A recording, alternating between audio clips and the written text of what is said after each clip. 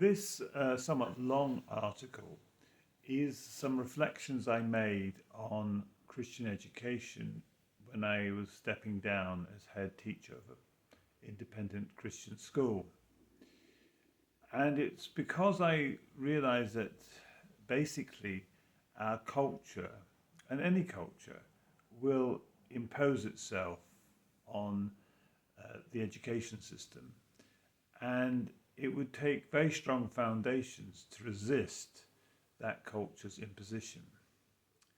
And I wanted to think about what formed the foundations of a Christian education system. Because if the foundations are solid, then you can build upon it what might be a quite complicated Christ-centered curriculum. But if the foundations are not strong, then almost certainly the overwhelming power of the prevailing culture will sweep away whatever structure you put up or make it conform to its own concept of what is right and wrong. And so obviously the foundation must be God's revelation. If you don't have God's revelation as your foundation, then invariably you'll have man's revelation. And man's revelation changes with time and is subject to principalities and powers and the appetites of sin. But to lay these foundations, you have to think about it. And really this was the product of 20 years of thinking about Christian education as I was teaching in this independent school.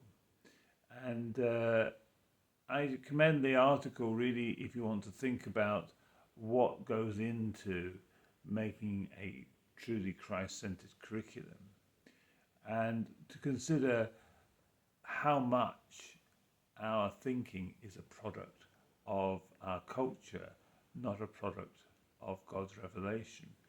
And I always think it's very instructive that the verse says that the word of God is like a two-edged sword that splits between the spirit and the soul. And I think much of the issues that have faced the church over 2,000 years has been the failure to distinguish between what is the spirit and what is the soul, because they can look very similar. But the soul will always be impacted by the prevailing culture, whereas the spirit has eternal truths that is its foundation.